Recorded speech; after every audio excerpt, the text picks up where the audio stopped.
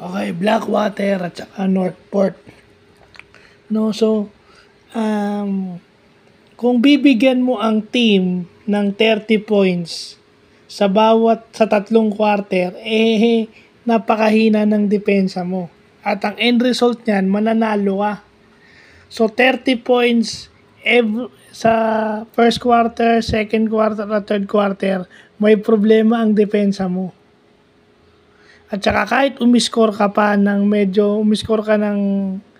sabihin natin nasa 20 o 20 or 20 plus, the mere fact that you've given 30 sa number 1 team na Northport, matatalo ka talaga. At saka yun di ba? Yung sinabi na rin ni Point Laureate Ronnie Magsanok na isa sa pinakamagaling na point guard ng PBA. Kung napanood nyo yung game sa RPTV, makikita nyo kung papakinggan nyo yung sinabi ni Coach Ronnie, dapat yun ang maging pointers natin pag tayo ay naglalaro ng basketball. Ano yung sinabi niya? Yung Northport is medyo down sa rebounding. Medyo last sila yung rank nila sa rebounding sa buong PBA, medyo mababa. No? Kasi ang rumi-rebound lang naman sa kanila is si Kadim Jack. Obvious na yan. Pero saan sila bumabawi? Doon sa kanilang perimeter defense, doon sa kanyang steal. No, yung ginagawa ni Joshua Monson, yung ginagawa ni Joshua Monson, yung pag umi-steal siya, lumi-layup siya, tapos nagpa-pass break si Franyu. Yan. Si Franyu, yung mga ginagawa nila Franyu, yan. No, yun yung sinasabi na hindi nila pinapahirapan yung inside nila si Kadim Jack kasi dinidepensahan nila yung kalaban sa perimeter pa lang.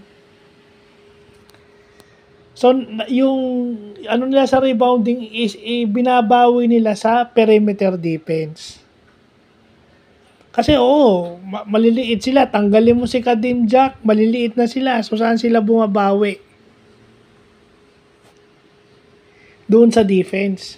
Sa defense and pass break. And one more thing, yung mga batang mahilig manood ng NBA, kita nyo, kung kilala nyo si Alin Bulanadi, isa siyang magaling na 3-point shooter. Nasa NCAA pa lang, nasa Basti pa lang si Alin Bulanadi, magaling na siya. Magaling na siya mag 3 points. Pero nakita nyo yung isang play, pwede naman niyang itira sa 3 points yun. Ipilit niya yung 3-point shot, ipilit niya yung 4-point shot. Ano ginawa niya? Lumapit. Pumake siya saglit. One dribble. Lumapit siya, 2-point shot, mid-range. Long 2-point shot ang ginawa niya.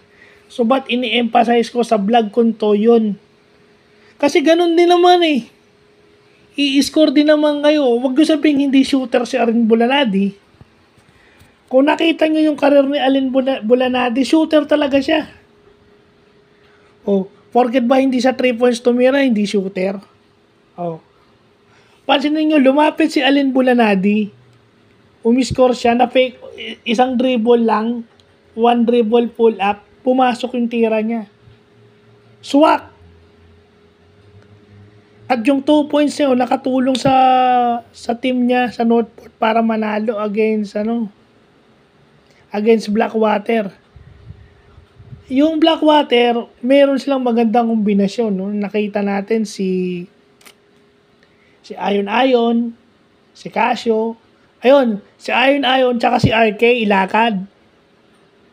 Si RK Ilagan. Magandang kombinasyon niya, si Mike Ayon at saka si explosive yun, offensively. Tapos ilagay mo si Kwekotay o si James Canlas sa number 3. Nako, solid yung lineup ng Blackwater. Yan nga sinasabi ko